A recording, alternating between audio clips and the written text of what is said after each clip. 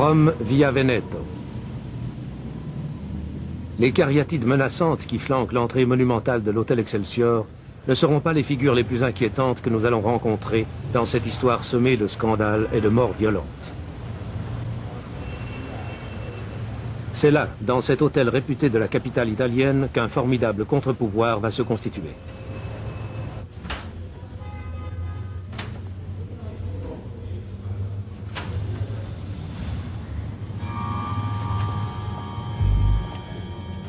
Les hommes les plus influents du monde politique et économique fréquentent les lieux.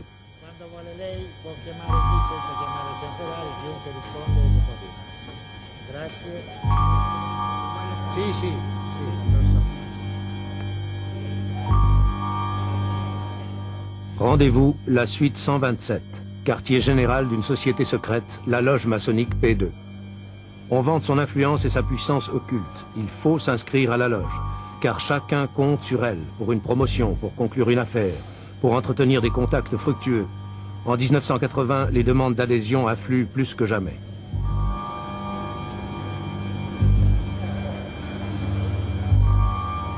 Son chef, Licio Gelli, maître vénérable, un industriel du textile qui a accumulé une fortune colossale et qui sait attirer les plus hauts appuis.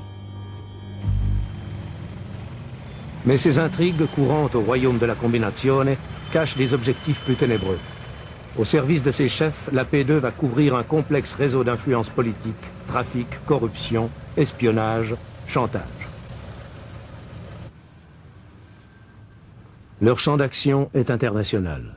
Genève, à l'écart des intrigues romaines ou milanaises, est une base d'opération et un rendez-vous fréquent pour les hommes de la P2.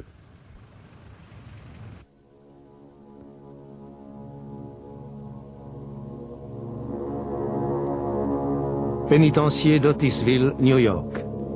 Michel Sindona. Son empire bancaire s'est effondré. Il est condamné à 25 ans pour escroquerie. Lui qui fut la gloire de la finance italienne, le sauveur de la lire.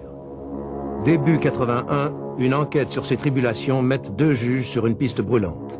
Elle les mène chez un certain Licio Gelli. C'est le commencement de la fin. 17 mars, Arezzo et Rome sont les cibles. Tout d'abord, la Toscane.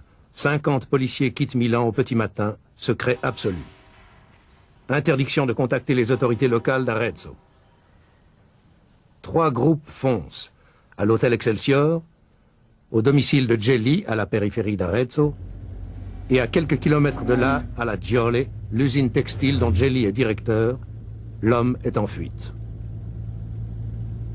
C'est questo che significa.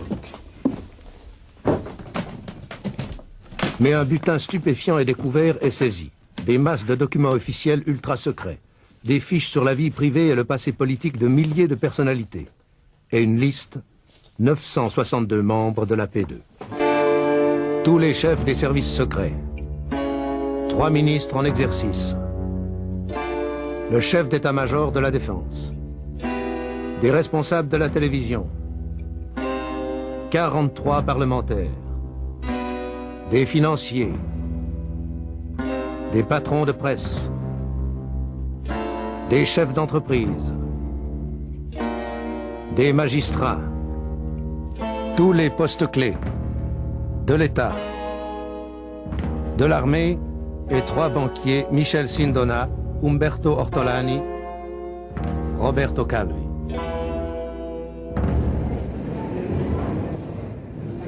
L'Italie est en ébullition. Les accusations, réelles et imaginaires, pleuvent sur la P2 qu'on dit préparer un coup d'État. Le gouvernement est emporté par la tempête. Giovanni Spadolini est chargé de dénouer la crise. Chose jamais vue en Italie, le nouveau Premier ministre n'est pas démocrate chrétien. Les têtes tombent, la loge P2 est interdite par le gouvernement. Le Parlement nomme une commission d'enquête pour examiner les implications politiques de la P2. Parallèlement, des poursuites pénales sont engagées contre le noyau central de la loge, une vingtaine d'hommes parmi les plus compromis, dont Gelli et Ortolani en fuite en Amérique du Sud et en Suisse. La commission parlementaire est présidée par une femme, la démocrate chrétienne Tina Anselmi. Allora collaborazione o nei colloqui con Gelli stesso. Pare che Ma dove se lei stava trascrivendo... Un circuit de télévision interne permet à la presse de suivre les auditions de la commission. Elle siège depuis 2 ans, le mardi et le jeudi. Ce jour-là, 4 responsables francs-maçons sont interrogés. Il y a 350 ans, dans ce palais de San Macuto, Galilée était jugé par l'Inquisition.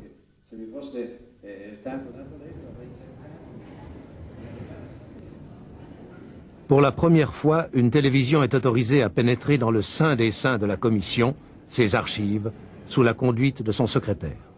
Dans cette salle de consultation qui est gardée, vous voyez, par la garde des finances, il y a tous les documents qui ont été pris par la commission, ou directement, ou envoyés par des autres autorités judiciaires à la commission.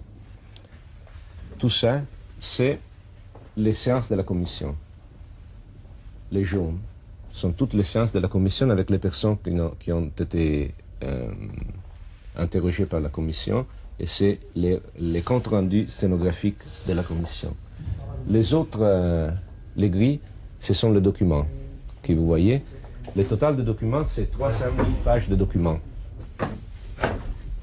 qui peuvent être consultés et lus seulement par les membres de la commission et les membres du staff qui travaillent avec la commission.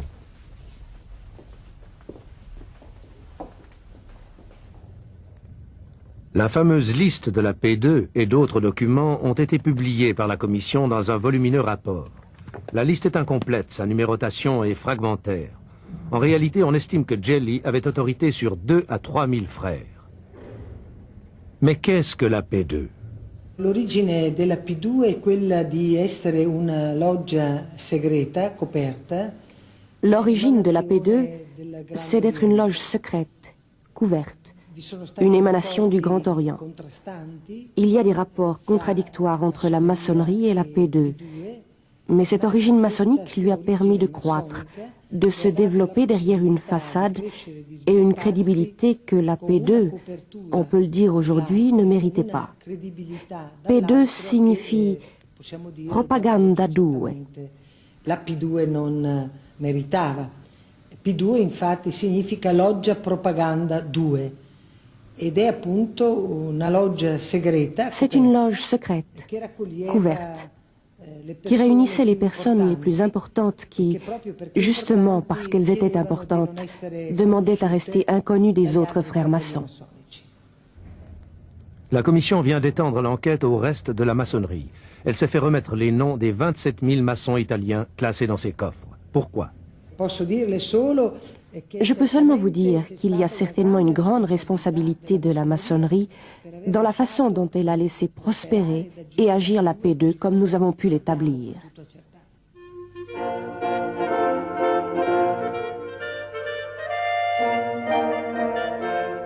Reste à examiner s'il y a des connexions douteuses entre la P2 et l'ensemble de la maçonnerie. La loge secrète a, semble-t-il, profité de la solidarité et de la respectabilité des maçons, et surtout du Grand Orient d'Italie, dont elle dépendait. Licio Gelli a été exclu de la maçonnerie à fin octobre 1981 et expulsé définitivement après le rejet de son recours. Quels sont les motifs?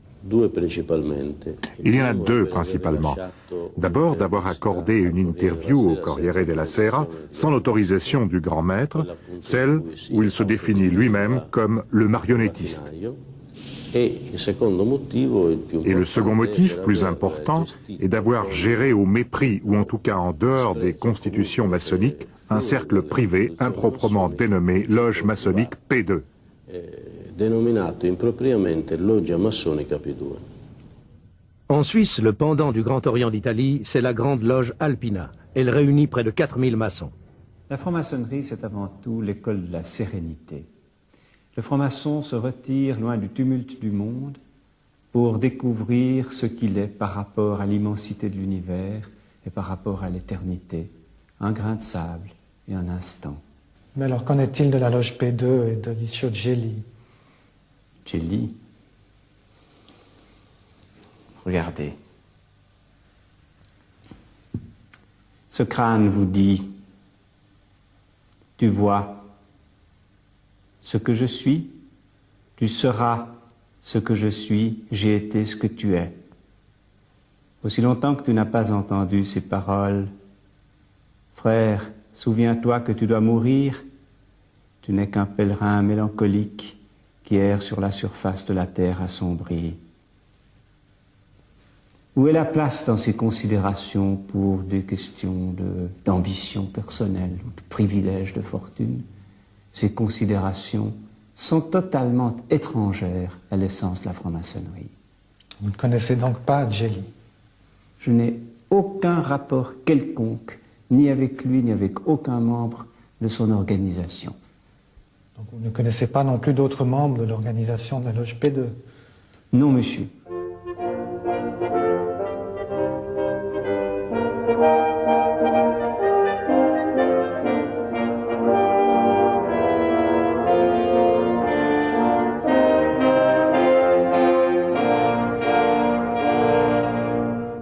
Quel est le danger que représente la P2 au sein du pouvoir italien, de l'État italien? Beh, possiamo dire che il vero problema al quale dobbiamo dare una risposta al Parlamento e al Paese. Eh bien, nous pouvons dire que le vrai problème auquel nous devons apporter une réponse au Parlement et au pays est de vérifier si la P2, dans son fonctionnement, dans ses rapports avec la finance, la politique, les services secrets, le monde de la presse et des moyens de communication, a pu développer un pouvoir tel qu'il a corrompu ou réduit le pouvoir légitime, tel qu'il repose sur le consentement des citoyens et sur le rôle des institutions. C'est ça la réponse politique que nous devons apporter. 2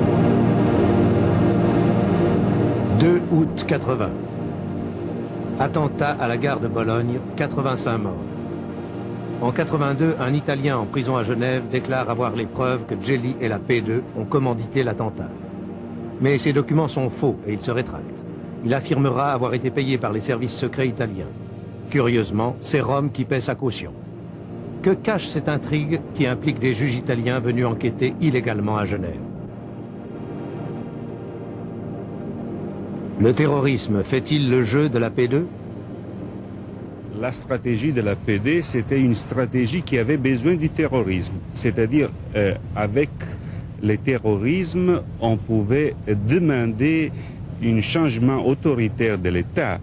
Alors, plus terrorisme, plus assassination de Moro et d'autres gens, et plus c'était possible une gestion de l'État autoritaire, un changement de l'État en sens autoritaire.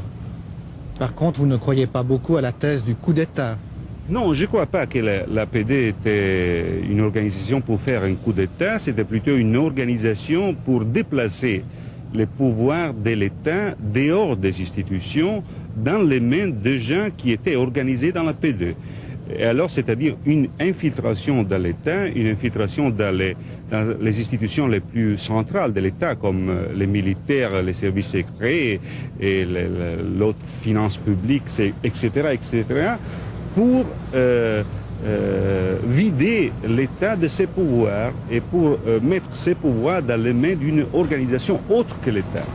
Nous savons que les derniers services secrets dans 1977 ont été nommés avant l'affaire Moro. Tous les trois responsables, soit des services secrets militaires, soit des services secrets civils, soit de la coordination des services secrets, sont dans la loge P2. Et alors on peut dire que dans l'affaire Moro, les services secrets et les forces d'ordre, c'est-à-dire les carabiniers et la police, ont été complètement inactives. Nous savons que d'autres gens qui ont fait des enquêtes sur l'affaire Moro, pendant les jours dans lesquels il était dans les mains des Brigades Rouges, sont de la PD. Et nous avons beaucoup des événements, des histoires dans l'affaire dans laquelle nous retrouvons des gens qui sont P2. Nous pouvons dire que Gelli est certainement un personnage qui a eu un grand rôle dans la P2. Nous sommes cependant nombreux à penser qu'il ne peut pas être le véritable chef de la P2. On a parlé du rôle d'un ministre, notamment. Gelli a eu plusieurs rôles. Il a eu certainement un rôle de relations publiques. Il est très fort dans ce domaine. Il a eu un rôle dans d'autres domaines aussi, mais surtout si nous considérons certains rapports avec le monde politique, disons mieux avec les problèmes politiques, avec les problèmes financiers, nous ne croyons pas que les aptitudes et les qualités de Gelli soient suffisantes pour remplir ce rôle. Non crediamo che le attitudini, le qualità di Gelli fossero sufficienti per svolgere questo ruolo. En 1936, Mussolini envoie des troupes en Espagne appuyer le général Franco. Licio Gelli a 17 ans. Il est trop jeune, alors il falsifie ses papiers pour aller se battre comme volontaire dans un bataillon de chemises noires.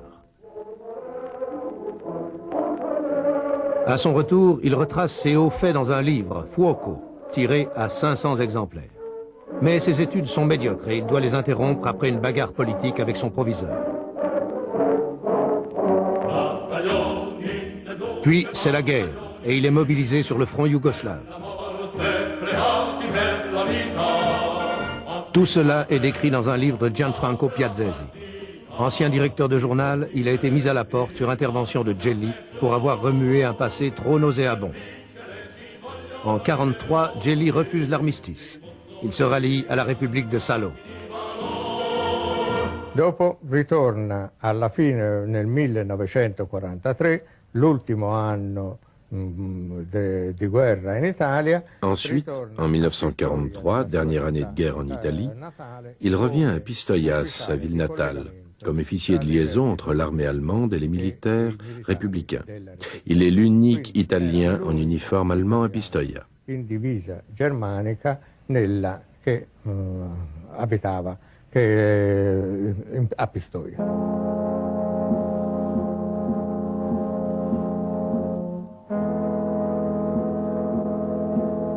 A questo punto però lui aveva una sorella comunista. À ce moment, il avait une sœur communiste qui avait épousé un communiste. Et grâce à cette sœur, il fournit des renseignements aux partisans de Pistoia. Et c'est ce qui lui sauve la vie. À la fin des hostilités, arrêté, Gelli n'hésite pas à livrer déjà une liste d'anciens camarades républicains de Pistoia.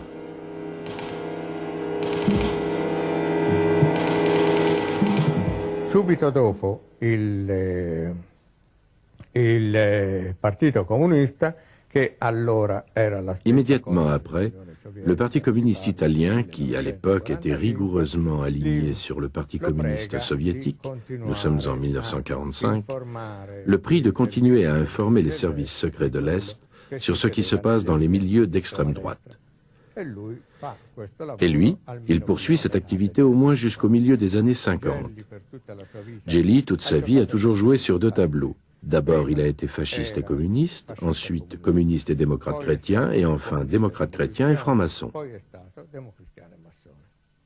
Le pouvoir de Gelli a commencé à la fin des années 60, quand un des chefs des services secrets, M. Allavena, qui était dans une position centrale des services, a amené des dossiers secrets, des dossiers sur milliers de personnes en première position en Italie, qui a porté ça en dot à Gelli comme un instrument de ricatto, de chantage. Et on sait ça parce que on sait que Gelli a une archive. Cette archive maintenant c'est dans l'Uruguay. L'État italien a obtenu une petite partie de cette archive, et dans cette petite partie de cette archive, on trouve de la documentation qui vient des archives des CIFAR. CIFAR, c'était les services secrets italiens à la fin des années 60, et M. Allavena, le colonel Allavena, venait du CIFAR. Ça a été donc prouvé. Oui, ça a été prouvé. Ça a été prouvé. Alors, c'est clair que ça, c'est les commencements du pouvoir des chantages de Gelli vers la classe politique italienne.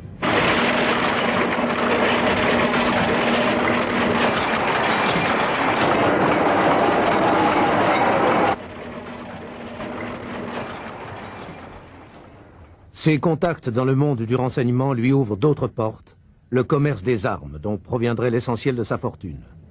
On dit même qu'il a participé à des transactions pour la vente de missiles Exocet à l'Argentine. Maintenant, il y a une enquête judiciaire très importante et probablement la loge PD, c'est une loge, une section de la loge PD, c'est une section qui était spécialement dédiée à l'organisation du trafic d'armes. Et vous savez très bien que pour organiser le trafic international d'armes, il faut avoir le consensus des services secrets. Et alors, ça, c'est la loge, c'est le point dans lequel tout ça se mettait ensemble. On a parlé notamment de trafic triangulaire entre l'Italie, la Libye et l'Argentine. Oui, et ça est prouvé que dans la première partie des années 70, 1973, 14 et 15, il y avait un trafic triangulaire armement pétrole entre Italie, Argentine et Libye. Et Gelli, c'était l'organisateur et le médiateur de ce trafic avec l'Argentine de Perón. L'Argentine et son ambassade à Rome jouent un rôle capital pour Gelli. Double national depuis 1974, il est conseiller économique de l'ambassade. Il obtient même un passeport diplomatique argentin. Il doit ses faveurs au général Perón.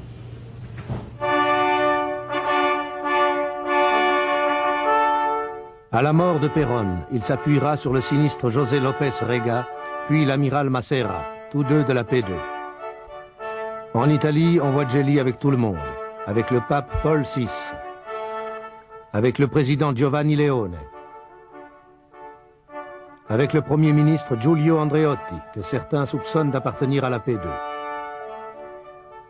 Des relations qui ouvrent toutes les portes à Gelli et qui lui permettent d'accéder aux affaires les plus fructueuses. Certainement, Gelli a fait de grandes affaires. Il a commencé en vendant des chiffons et aujourd'hui sa fortune dans le monde entier, y compris dans les banques suisses, se chiffre en millions de milliards de lire. Mais le scandale P2 éclate. Gelli se réfugie en Amérique du Sud. Les accusations pleuvent sur lui. Conspiration contre l'État, espionnage politique et militaire, association de malfaiteurs et autres accusations de caractère politique. À quoi s'ajoutent des délits de droit commun, trafic d'influence, dénonciation calomnieuse, escroquerie et participation à banqueroute frauduleuse pour avoir touché des fonds du banquier Roberto Calvi. C'est au siège de l'UBS à Genève que Gelli a déposé une partie de sa fortune. Sur 7 comptes numérotés, plus de 100 millions de dollars. C'est là qu'il se fera piéger. L'inspecteur qui l'a arrêté, Gérard Kuchen, ne veut pas montrer son visage, mais il raconte, pour la première fois. Le 13 septembre 1982, en fin de matinée, c'est monsieur le juge Foy qui m'a téléphoné pour m'aviser que monsieur Bernasconi, procureur général du Tessin, avait une information comme quoi un nommé Ricci devait se présenter dans un établissement bancaire de la place à 15 heures. Et ce personnage, selon toute vraisemblance, devait s'agir du nommé Gelli. Monsieur Bernasconi s'occupait de l'instruction de l'affaire Carboni. L'affaire Carboni est donc une affaire en parallèle avec celle de Gelli. Donc on peut supposer que les informations viennent de ce côté-ci. Elle était annoncée pour 15 heures et en fait, celui-ci est arrivé peu après 14 heures. Ce monsieur Ricci a été mis dans un petit salon pour patienter et c'est ainsi que je me suis trouvé nez à nez avec le personnage en question. Alors là, je dois ouvrir une petite parenthèse parce que sur la base de la photo qui nous avait été fournie par les autorités italiennes, le personnage était totalement différent avec celui qui figurait sur la photo de la diffusion. Je lui ai posé la question s'il avait des papiers sur lui. Il m'a remis son passeport. Je lui ai posé la question s'il parlait français. Il m'a dit qu'il parlait uniquement l'espagnol et l'italien. On a eu un dialogue un petit peu difficile, mais au bout de quelques instants, il a quand même admis qu'il s'agissait de faux papiers. Est-il exact que ce passeport, tout en portant faux nom, est un passeport délivré officiellement? Pour nous, apparemment, c'est une pièce authentique. Ensuite, nous avons encore fouillé l'intéressé avant de le transférer à Chandelon, et c'est lors de cette fouille que nous avons trouvé dans son slip une clé de safe. Cette clé de safe concernait un coffre dans un établissement de Genève où nous avons été procédés à une perquisition avec le magistrat et en présence de l'intéressé, Gelli donc. Alors l'inventaire nous a permis de découvrir une certaine quantité de lingots d'or de 1 kg jusqu'à 12 kg, le tout représentant une somme supérieure à 1 million de francs suisses. Et ce coffre était à disposition de Gelli depuis une dizaine d'années déjà, où lui-même n'avait plus eu l'occasion d'y retourner.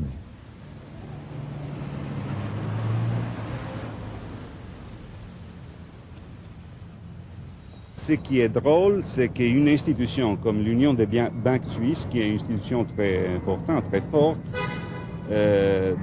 a donné la possibilité d'arrêter un personnage comme Gelli à l'intérieur de sa banque.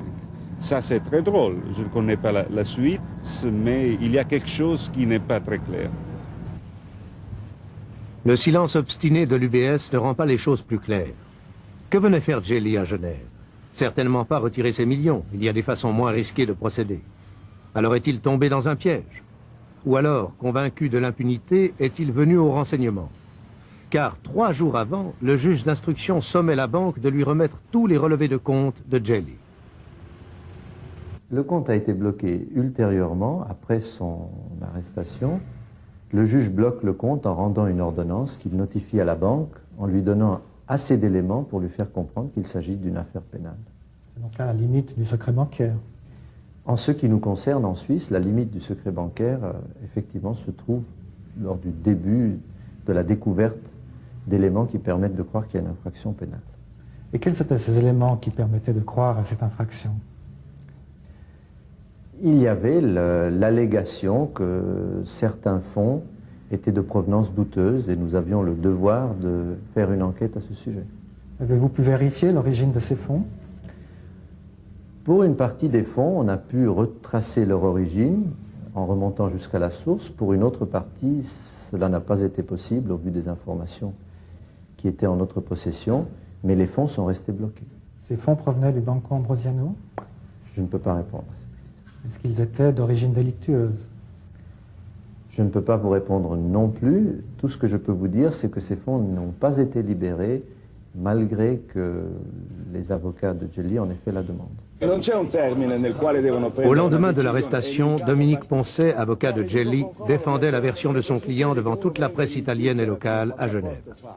L'argent saisi ne provient pas de la banque Ambrosiano, affirmait-il. Aujourd'hui, il ne veut plus parler. L'Ambrosiano, c'est la banque dirigée par Roberto Calvi, la plus grande banque privée d'Italie, qui s'est effondrée 3 mois avant. Mais les communiqués du procureur du Tessin qui a lancé l'enquête en Suisse contredisent l'avocat. Les recherches judiciaires à l'UBS ont bien pour but de retrouver des fonds disparus de l'Ambrosiano. Alors, qui a mis le procureur Bernasconi sur la piste de Gelli? Le procureur se tait, mais plusieurs hypothèses sont avancées. Probablement, il s'agit d'un règlement de compte à l'intérieur de l'affaire P2. Entre qui et qui? Bon, à la tête de P2, il y a Gelli, Ortolani et des autres gens. Alors on peut dire que dans un nombre de 5-6 personnes, probablement il y a une information qui est passée à l'autorité suisse, à l'autorité internationale de police. Il ne fait guère de doute que c'est Roberto Calvi qui a fait verser des sommes importantes sur les comptes de Gelli à l'UBS. Le président du Banco Ambrosiano aurait ainsi payé Gelli pour la protection politique dont il avait besoin pour mener ses affaires financières louches. L'argent a transité par le réseau inextricable de sociétés montées par Calvi à l'étranger pour camoufler des mouvements de fonds colossaux et illégaux. Une banque à Lugano, la banque du Gothard. Une holding au Luxembourg. Des filiales aux Bahamas, au Nicaragua, au Pérou. Des dizaines de sociétés fantômes au Panama, au Luxembourg, au Liechtenstein. De Milan, des centaines de millions de dollars ont suivi un itinéraire compliqué vers les banques latino-américaines avant de se perdre dans les méandres des sociétés de Panama et de revenir financer les affaires clandestines de Calvi. Quand tout est découvert, le trou est gigantesque dans les comptes de la banque. 1,3 milliard de dollars.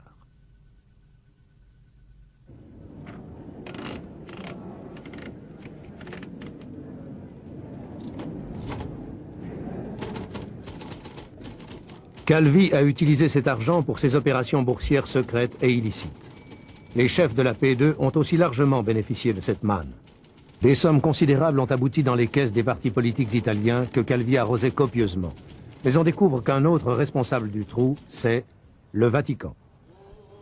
Calvi s'est en effet attiré la pleine confiance du Saint-Siège.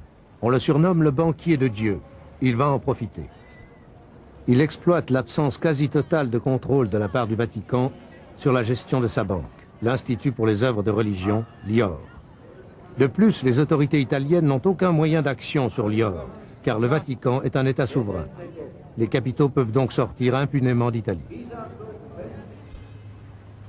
L'Église romaine manque vraiment de flair. Avant Calvi, son idole, c'était Sindona.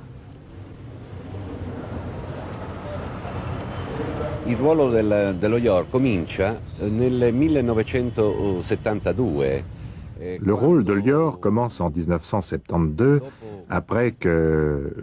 quand Michel Sindona, qui se trouve aujourd'hui en prison aux États-Unis, présente Calvi au président de l'IOR, Marcinkus. Presentò Calvi al presidente dello IOR, Marcinkus. Cominciarono allora una serie di affari. C'est le commencement d'une série d'affaires et surtout d'une affaire la plus importante. Che è quello più importante.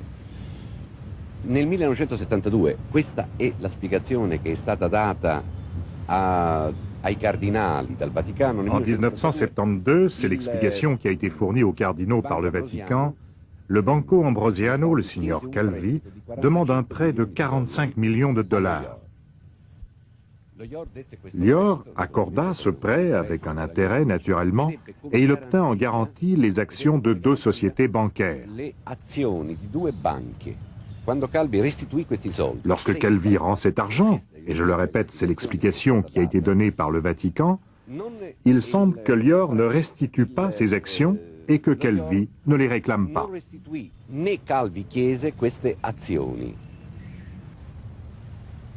La Banque du Vatican reste donc actionnaire de ces sociétés. Puis, au gré d'autres transactions, elle se retrouve inextricablement liée au labyrinthe financier créé par Calvi pour ses escroqueries.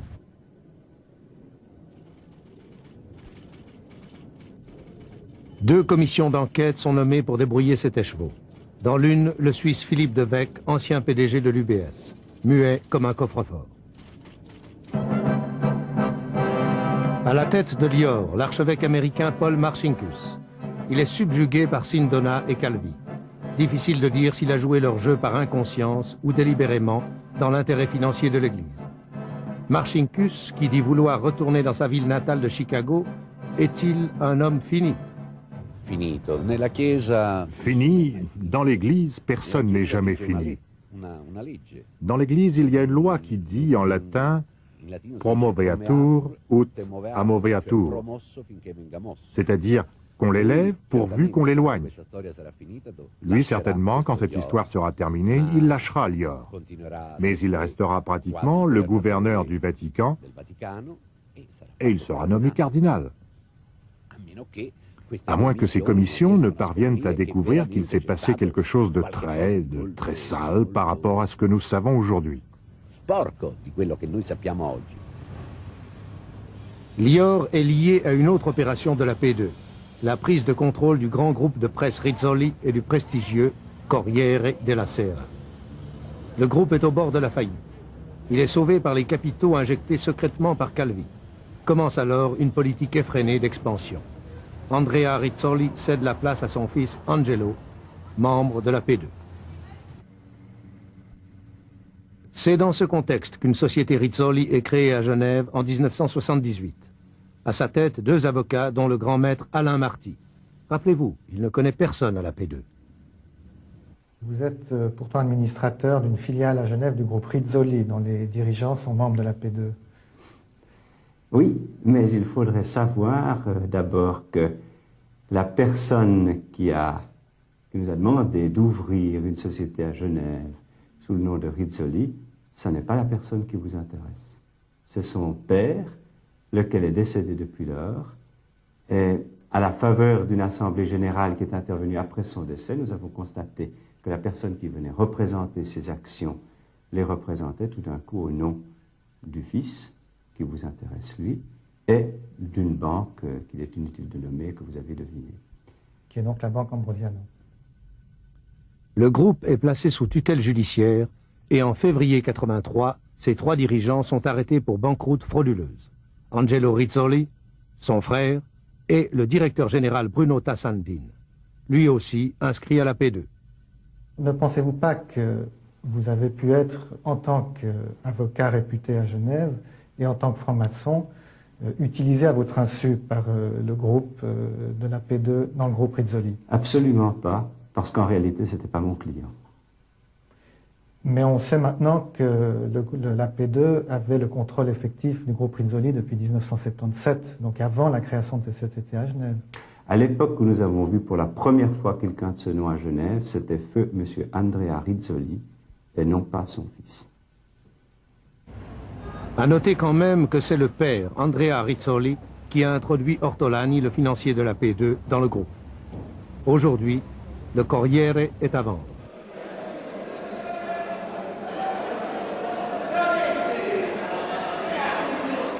Mai 82. À la bourse de Milan, les actions de l'Ambrosiano s'effondrent. Roberto Calvi est acculé, il risque la prison. À la tête de la P2, c'est l'heure des règlements de compte. Chacun pour soi. Le fils de Roberto Calvi, Carlo, est témoin des craintes de son père.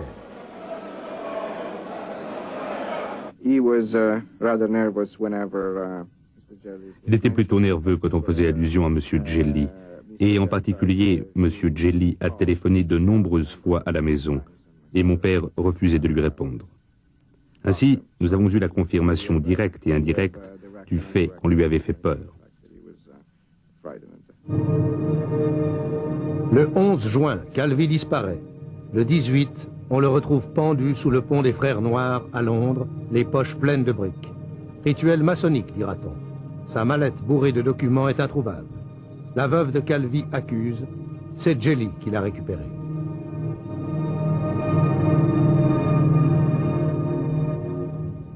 Hans Albert Kunz, un homme d'affaires genevois, a organisé le séjour de Calvi à Londres à la demande de Flavio Carboni. Kunz refuse toute interview, mais il nous a écrit « Je ne connais pas Gelli. J'étais en relation avec Carboni. Mais en affaires, on ne peut pas toujours distinguer les moutons noirs des blancs. » À Vesna, près de Genève, où il habite, Hans Albert Kunz croise souvent un voisin. Seule une route étroite sépare leurs 2 villas. Il l'aperçoit aussi parfois dans des réceptions mondaines. Un personnage illustre, un de plus, qui apparaît dans cette affaire. Le prince Victor Emmanuel de Savoie, prétendant au trône d'Italie. Installé à Genève, à l'abri des regards indiscrets, le prince est aussi dans les affaires.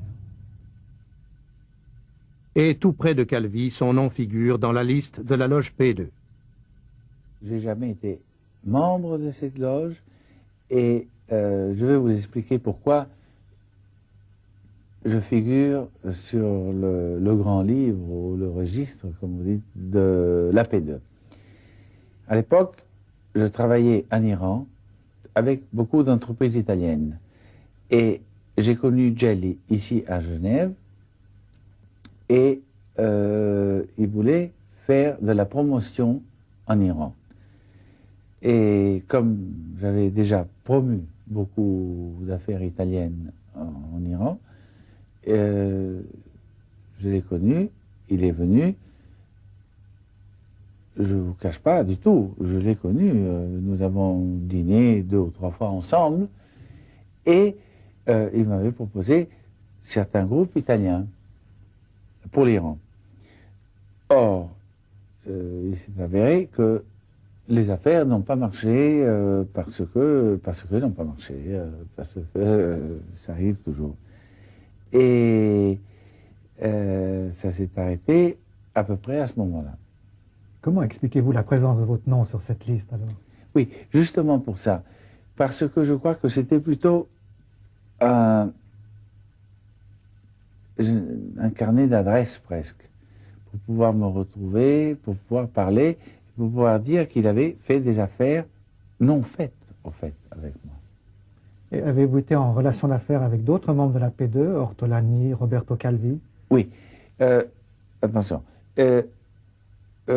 Ortolani, oui, parce qu'à cette époque, il était presque le secrétaire de Gelli, et je l'ai rencontré ici, toujours à dîner, dans des restaurants à Genève, mais Calvi, ça n'avait rien à voir avec, parce que Calvi, c'était, je l'ai connu avant, et c'était quand même un banquier qui travaillait beaucoup, d'ailleurs, avec les banques genevoises. Et je l'ai connu dans l'ensemble des banquiers genevois. Pas de doute, le climat de Genève profite aux hommes de la P2. Ortolani y achète appartements, villas, bureaux luxueux. Il disparaît à la mort de Calvi. Arrêté au Brésil, il est relâché grâce à un passeport brésilien. À Genève, son amie reste muette. 3 mois après la mort de Calvi, Gelli tombe à son tour et il se retrouve à la prison de Chandelon à Genève. Une prison contestée qui a déjà connu bien des problèmes.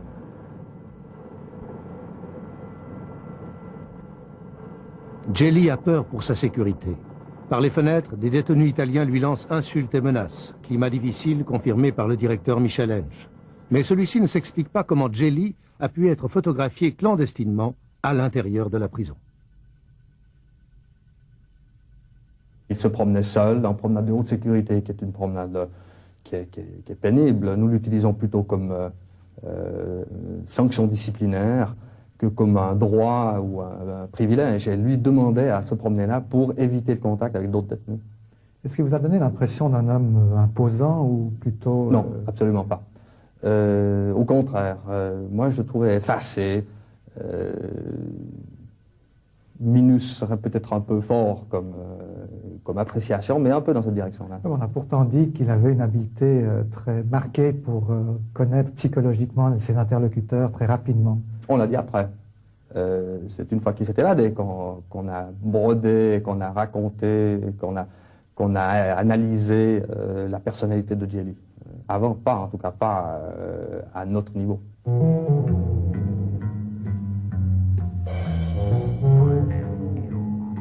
Un Minus, le maître vénérable de la P2.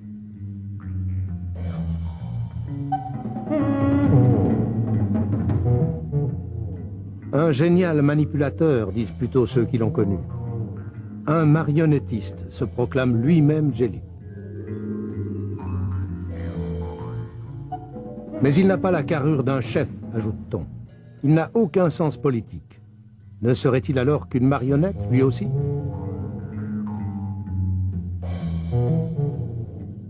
Cellule 151. Gelli tape à la machine des nuits entières. Ses textes sortent de la prison par paquets, grâce à un gardien qui l'a soudoyé et qui lui ouvre tout simplement sa porte pendant une ronde nocturne le 10 août 83.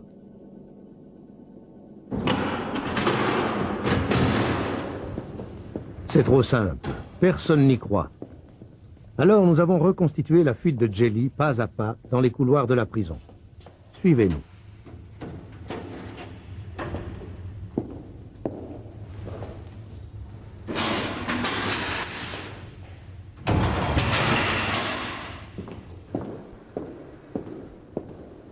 Devant l'ascenseur, le complice de Gelli pointe.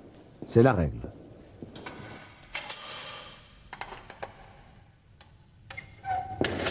Il est 2h43.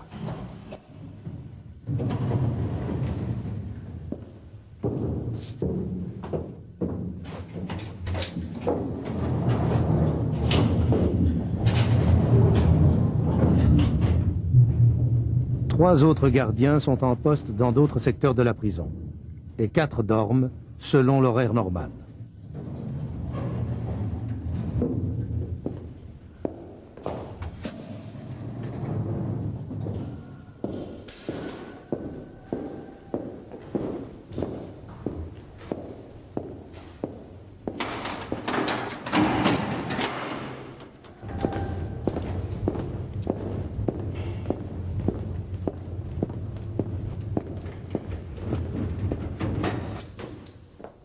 Les 2 hommes traversent toute l'aile nord de la prison. Ils vont arriver à l'extrémité du bâtiment cellulaire, tout près du mur d'enceinte.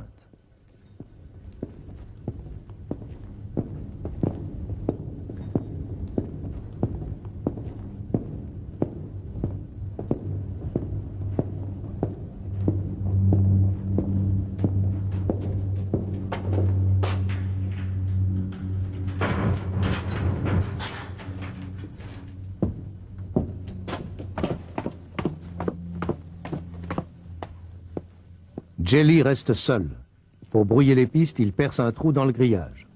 Des complices font de même à l'extérieur, de l'autre côté du mur. Mais une ronde de police découvrira ce trou un peu plus tard et alertera la prison.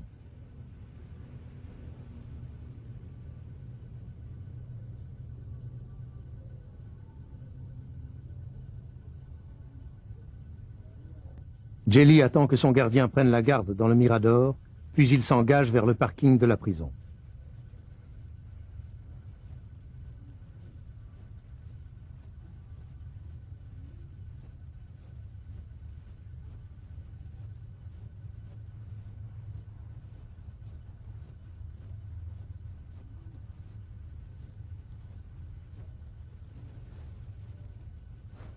Il se faufile sous un dernier grillage et il se cache dans la camionnette du gardien.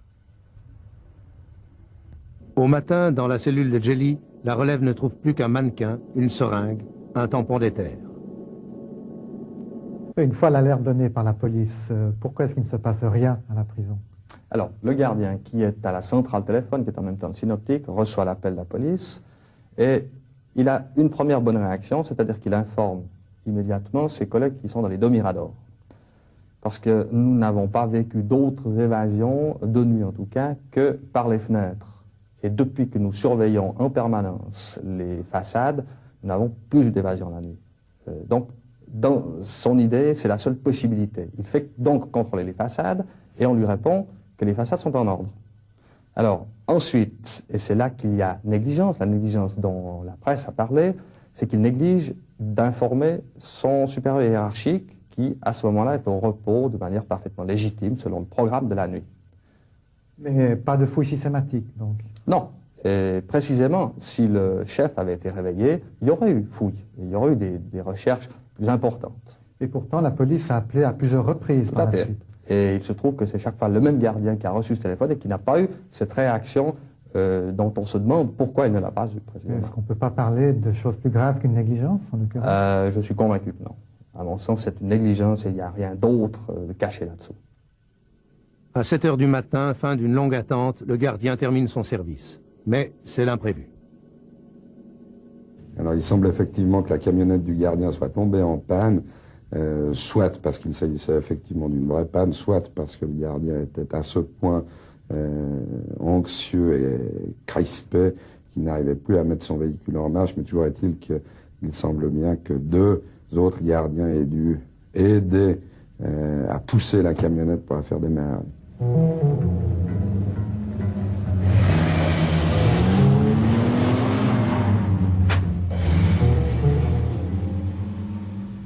Le juge d'instruction Jean-Pierre Tremblay a pu reconstituer la cavale. Le gardien arrêté s'est mis à table.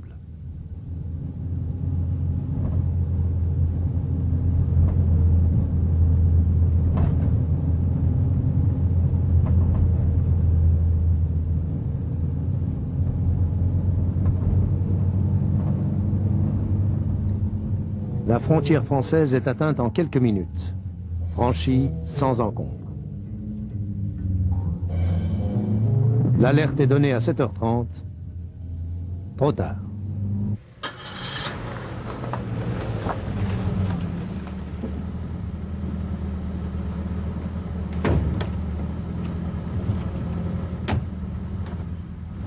À Étrembières, changement de voiture. Djeli retrouve son fils, Raffaello.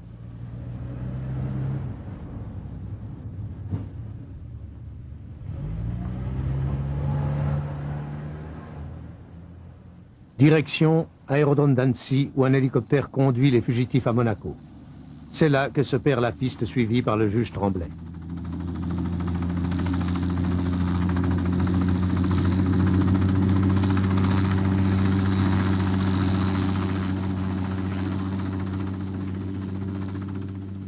J'ai de bonnes raisons de penser que c'est bien de cette façon-là que les choses se sont passées.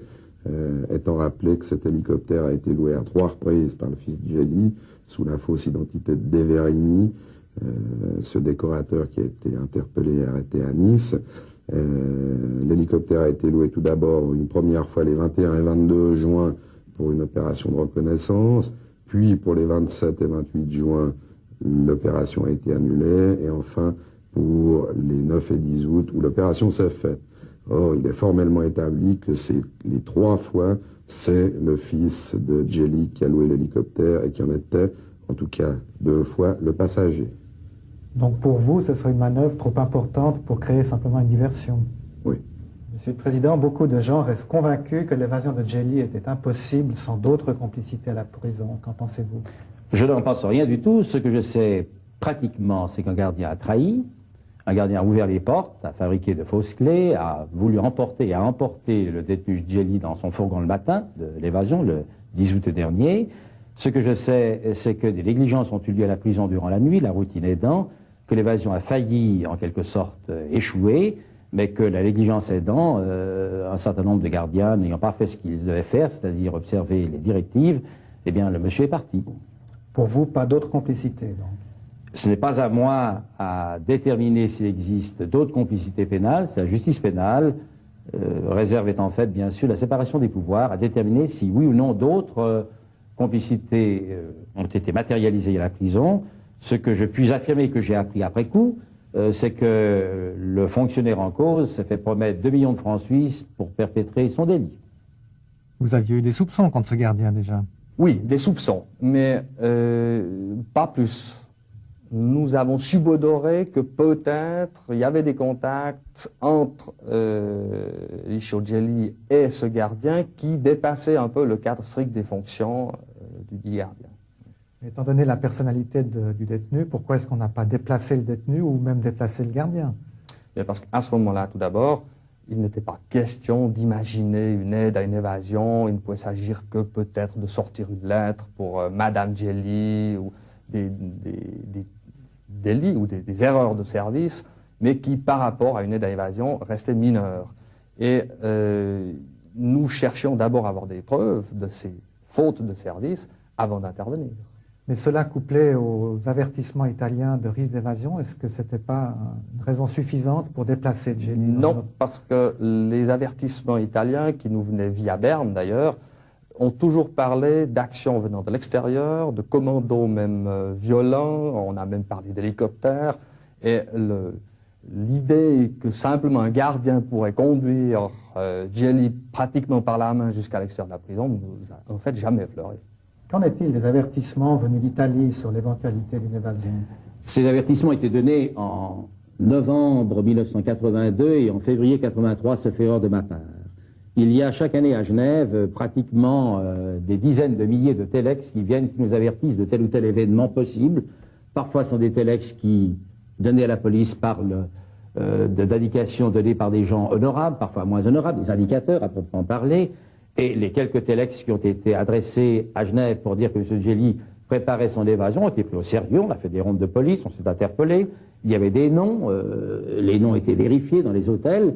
En vérité, ces téléx ont été pris au sérieux, mais je rappelle, novembre 82, février 83. Alors, il est exact que l'évasion aurait dû se dérouler à la fin du mois de juin, c'est-à-dire plus précisément le 28 juin. Pour diverses raisons, cela n'a pas été possible, et en raison des vacances du gardien, le projet a été remis à son retour de vacances, et c'est pour la raison pour laquelle il s'est déroulé au début du mois d'août. L'affaire passionne. On ne croit pas à la version officielle. Le téléjournal demande à Guy Fontanet s'il va démissionner. La gauche obtient une séance extraordinaire du Grand Conseil, la première depuis 35 ans.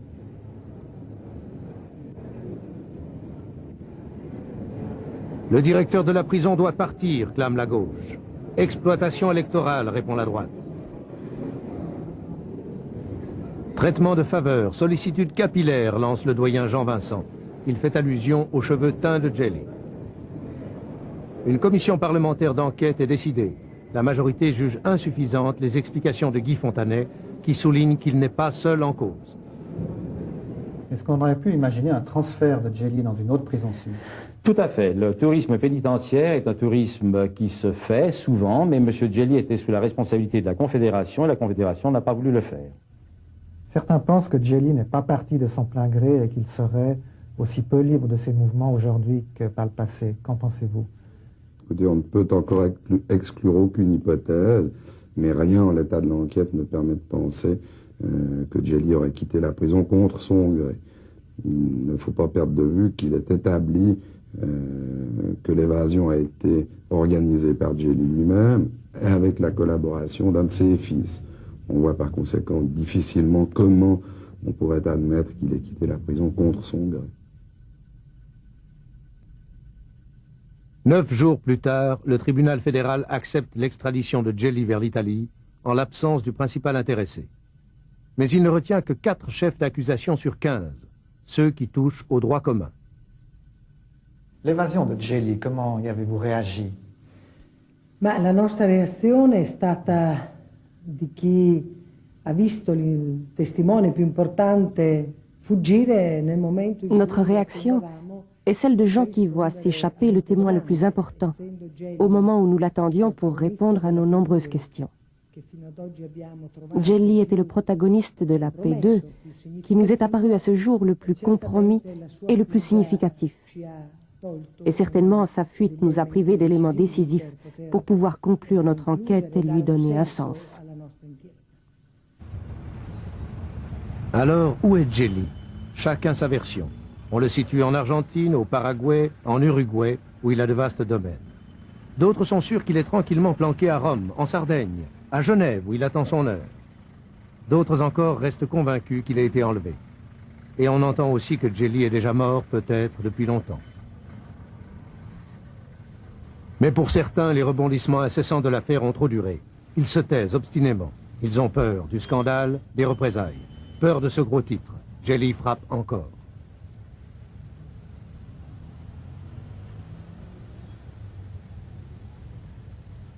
Nous sommes convaincus que la P2 est encore vivante, qu'elle bouge, qu'elle agit, qu'elle se défend. Et on peut même dire qu'elle contre-attaque. Donc notre tâche n'est certainement pas terminée.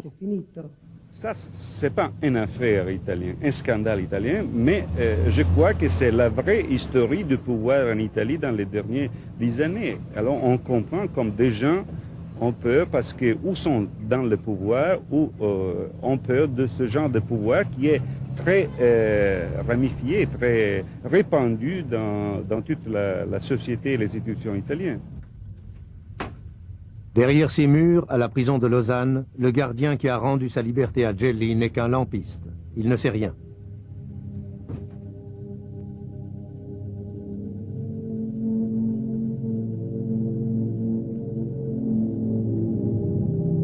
Les juges et les enquêteurs, en Suisse, en Italie, ne détiennent que des bribes de vérité. Les députés de la commission P2 sont freinés par les pressions politiques. Toutes les compromissions n'ont pas été découvertes, tous les noms ne sont pas apparus en plein jour. Et la grande réussite de Licio Gelli, c'est que personne ne semble vraiment pressé de le retrouver, lui et ses redoutables secrets.